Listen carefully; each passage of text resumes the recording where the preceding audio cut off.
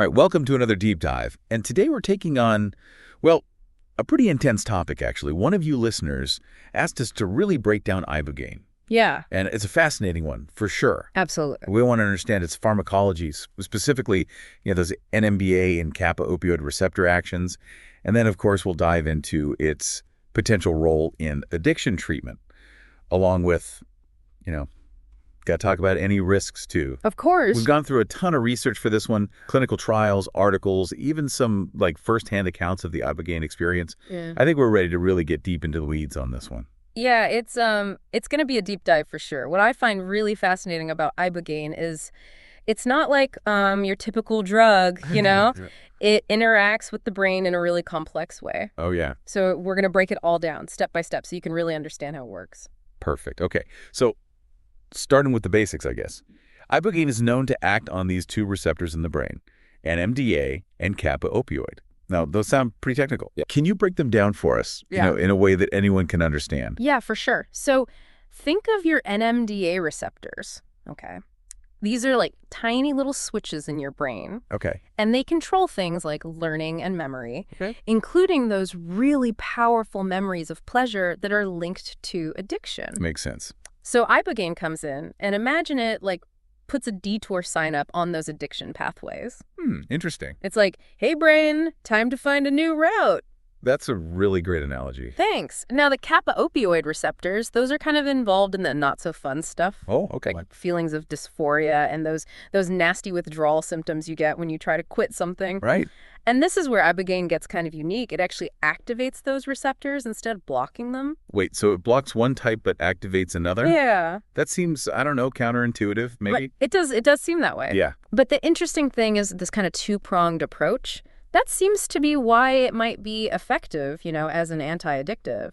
So by blocking the NMDA receptors, it's messing with those learned associations of pleasure with whatever the substance is. Gotcha. And by activating the kappa opioid receptors, it's maybe actually helping to reduce how bad those withdrawal symptoms are. So it's like hitting it from both sides. Yeah, exactly. Is weakening the pull of the drug itself. Yeah. But also easing how bad it feels to quit. You got it. But hold on, because it gets even more interesting. Ibogaine doesn't stop there. It also affects this really important protein in your brain. It's called BDNF. That stands for brain-derived neurotrophic factor. Okay, that's a mouthful. I know, right? So what is it?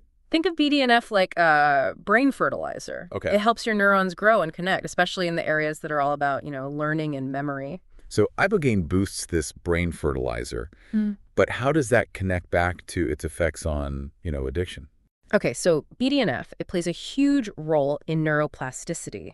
That's your brain's ability to rewire itself and adapt. Right. And when you're dealing with addiction, certain pathways in your brain, the ones related to craving and reward, they get really, really entrenched, like stuck in a rut. Yeah. But Ibogaine, by boosting BDNF, might actually be helping to create a more flexible environment in your brain. And that could make it easier to break free from those really rigid, addictive patterns. So it's not just about stopping the immediate cravings and withdrawals. No. It's about longer-term change. Yeah, it's supporting those long-term changes. It's supporting the brain to kind of heal itself. Precisely. It's giving your brain the tools it needs to heal and rewire itself, Yeah. potentially paving the way for lasting change. This is where I think it gets really interesting looking at some of these studies. Ibogaine's effects, they seem to go way beyond just the chemical level. Yeah. It seems like it's causing some pretty profound psychological experiences, too. Oh, absolutely. People who go through Ibogaine treatment, they often report having intense visions. They have deep introspection, even a sense of spiritual awakening. Now, those experiences sound fascinating, I have to say. Yeah. But I imagine they could also be really intense, maybe even overwhelming, especially for someone who's already, battling addiction. You bring up a really, really important point. Those experiences, while they can be transformative, can definitely also be challenging. Right. And this is where the idea of set and setting becomes really crucial when we're talking about Ibogaine treatment. Okay, so set and setting. Could you just define those real quick? Yeah, so set basically refers to the person's, mental and emotional state going into the experience. Their intentions, their expectations, are they approaching it with fear? Or are they open, willing to change? And then setting is all about the environment. Is it safe? Is it supportive? conducive to healing. It seems like both of those could have a huge impact, right? Definitely. On how someone experiences Ibogaine and whether those experiences end up being beneficial or, maybe even harmful. Yeah, for sure. And that's why, even though Ibogaine shows a lot of promise in treating addiction, it's definitely not something to take lightly. Oh, Careful preparation, medical supervision, and good integration support afterward. Those are all critical for a safe and positive outcome. it seems like there's so much more to Ibogaine than just its pharmacology. There's this whole psychological and even spiritual dimension to think about. You hit the nail on the head. We're talking about a substance that has the potential to really shake someone to their core, Yeah. to disrupt those deeply ingrained patterns, and to really open them up to new ways of seeing themselves and the world around them. So the science is definitely fascinating, but it's clear that Ibogaine is a complex, powerful substance that needs to be treated with respect and careful consideration. Precisely. Yeah. It's not a magic bullet, but it is a powerful tool that, when used responsibly, could offer a real path to healing and transformation for people struggling with addiction. Okay, so we've covered Ibogaine's really unique pharmacology, its potential in addiction treatment, and how important set and setting is for a safe and positive experience. Yeah. But, let's be real, with a substance as powerful as this, there have to be some risks involved, right? You're absolutely right. Ibogaine isn't without its potential downsides. One of the most serious concerns is its effect on the heart. Right, Ibogaine can cause some heart rhythm abnormalities, and in some cases these can be life-threatening, actually. Yeah, that's serious. Yeah, it is. So that's why careful medical screening and monitoring are super important Okay. before and during treatment. So definitely not something to mess around with on your own. Absolutely not. You want to be, in a proper medical setting. Right, with professionals who really know what they're doing. Yeah, who understand those risks and how to manage them. Exactly. You don't want to be risking your health. And it's not just the heart. We need to think about other things, too. Okay. Ibogaine can interact with other medications. Oh, right, of course. So it's really, really important to be open with your doctor about anything you're taking. Medications, supplements, everything. Transparency is key. Yeah, absolutely. And, we were talking about those really profound psychological experiences that people often have with Ibogaine. Yeah. We should probably talk about the risks there, too. Okay, yeah. Are there any, those visions, that introspection, it sounds amazing. It can be, Right. but it can also be destabilizing for some people. Right. Especially if they, have some underlying mental health vulnerability, or if the set and setting isn't quite right, like we were talking about before. So someone with a history of, say, psychosis or even just severe anxiety. Yeah, those are things to really consider carefully. Ibogaine might not be the best choice. It might not be, no. That's definitely a conversation to have with a qualified medical professional, Yeah. They can assess their whole mental health history and decide if Ibogaine is appropriate or if maybe there are other treatments that might be a safer bet. It's all about finding the right treatment, for each individual. Yeah. There's no one size fits all. Exactly. Everyone's different. And, this kind of brings us back to that point about responsible use. Ibogaine, it's a powerful tool, Oh, yeah. but just like any powerful tool, it needs to be handled with care. Respect. And respect, exactly. So let's say someone's listening and they're thinking about, maybe trying Ibogaine treatment. Okay. What would you say are the most important things for them to keep in mind? Well, I guess first and foremost, research, right?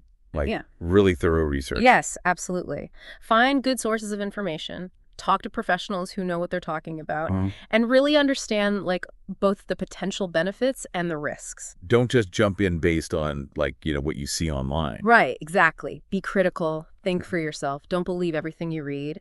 And then if you do decide to go ahead, finding the right provider is super important. Yeah. Don't cut corners with this. You want to find someone who really knows Ibogaine, who puts safety first, and who can give you good support before, during, and after the treatment. So not just someone to, administer the Ibogaine, but someone who's going to guide you through the whole thing. Yeah, exactly. And help you make sense of it all afterward. That integration piece. Integration, yeah. That's a key part. It's about connecting the dots, Yeah. between what happened during treatment and how to actually apply that to your life. Taking those insights and turning them into, real change. Exactly. It's not just about, detoxing your body. It's about healing your mind and even your spirit, too.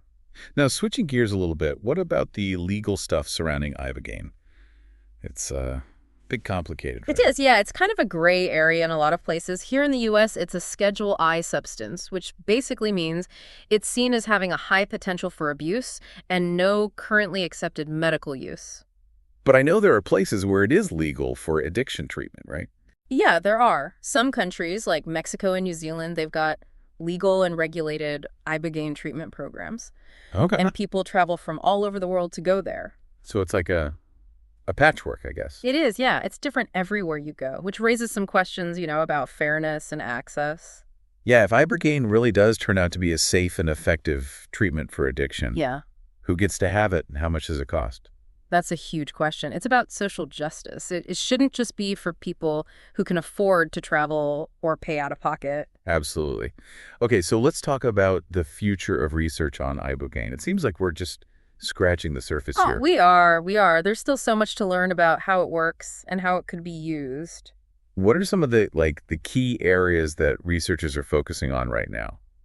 Well, one thing is understanding how Ibogaine affects different neurotransmitter systems in the brain. Mm. We've talked about NMDA and kappa opioid receptors, but it also interacts with serotonin and dopamine, which Yeah. are really important for mood and motivation. So figuring out that complex interplay, that's key to making treatment better. It's like not just targeting one specific thing, No, it's about the whole picture. the whole brain. Exactly.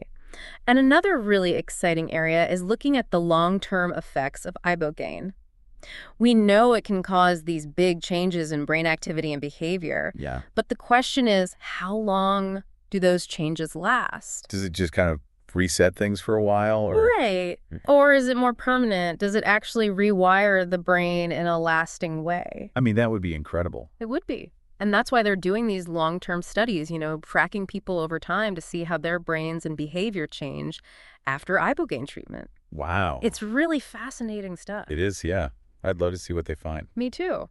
It could have huge implications for treating other things too. Really? Yeah, some researchers think that Ibogaine's ability to reset brain circuits and boost neuroplasticity could be helpful for things like depression, anxiety, maybe even traumatic brain injury. So the potential goes way beyond addiction. Yeah, it might, yeah. It's what makes this field so exciting. We're just starting to understand what Ibogaine can do. Okay, let's talk about the role of psychotherapy Yeah. in conjunction with, Ibogaine treatment. Yeah, that's crucial. I mean, Ibogaine can be a powerful catalyst for change. Right. But it's not a solution on its own. Mm-hmm. Therapy gives you that structure, that framework for processing those experiences, exploring any underlying issues that might be contributing to the addiction, and developing coping skills. So it's like combining the power of Ibogaine with the insights and the support that you get from therapy. Exactly, a holistic approach, to address all the different aspects of addiction. Now let's address something that I guess a lot of people think. Yeah. The idea that Ibogaine is a miracle cure for addiction. Yes. I'm guessing that's a little oversimplified. It is. Ibogaine is not a magic bullet. It's a powerful tool, for sure, but it doesn't guarantee success. Right. Recovery from addiction, it's a complex process. It takes commitment, support, and ongoing effort. Ibogaine might, I don't know, like jumpstart things. Yeah, it can be a really powerful jumpstart. But it's not a quick fix. No, definitely not. It can disrupt those patterns of addiction, but the person still has to do the work, engage in therapy, develop healthy coping mechanisms, make changes in their life. It's about like empowering them to take control. Exactly. And remembering that recovery is a marathon, not a sprint. There are going to be bumps in the road. Oh, yeah, for sure. And that's where ongoing support is so important.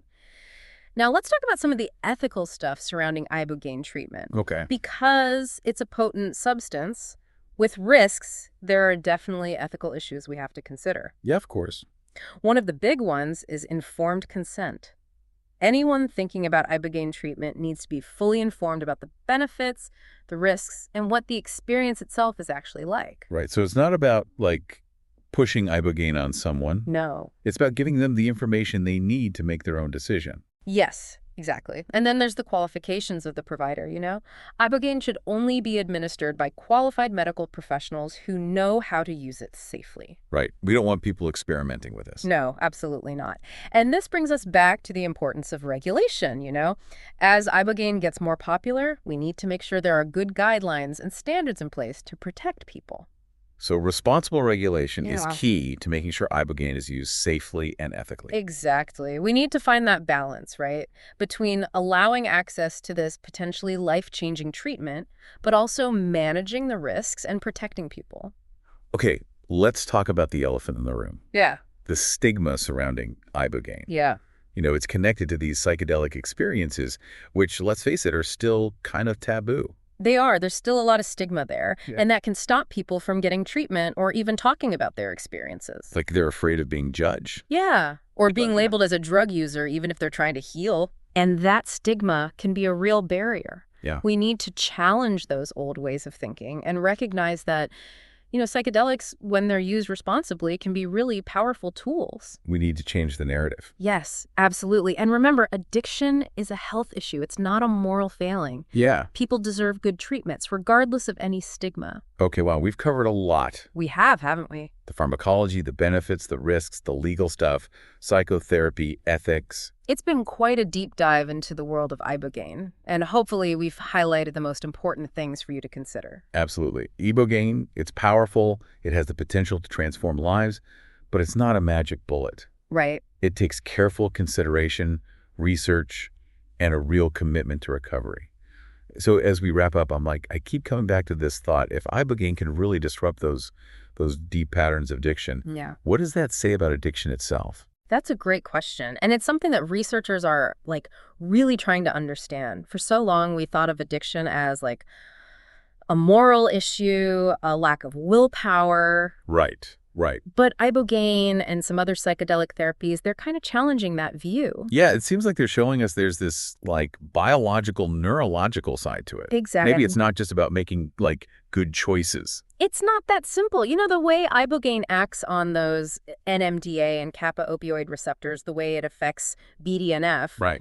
it suggests that there are actual physical changes in the brain. So could this lead to better treatments? I think so. Treatments that are more compassionate, that really get to the root of the problem. Yeah, not just treating the behavior, but the actual mechanism in the brain. Exactly. Ibogaine's showing us that maybe we need to rethink addiction treatment completely. It might be less about punishing people Right. and more about helping them heal. That's a huge shift. And could this open up whole new areas of research? Oh, absolutely. Finding other ways to target those same receptors and pathways, maybe even with fewer risks than Ibogaine. Yeah. Ibogaine's kind of like a trailblazer showing us what might be possible. It's forcing us to ask, what if addiction is actually more treatable than we thought? Yeah, exactly. That's pretty amazing.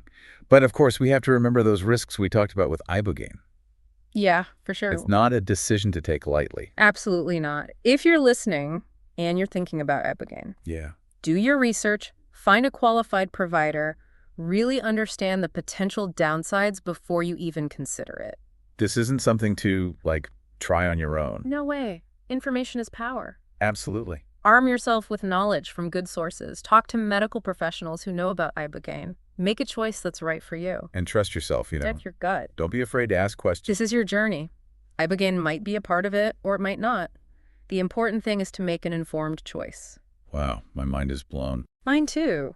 We've learned so much about this one substance, Yeah. and it's made us think differently about addiction, the brain, healing. It's amazing. That's what I love about these deep dives. Yeah. We take all this complex information and find the parts that really matter. And hopefully leave you with more questions than answers, Inspire you to keep learning. Exactly. So thank you for joining us on this journey into the world of Ibogaine. We hope you've learned something new. Yeah, and keep exploring, stay curious, never stop learning. Until next time on The Deep Dive.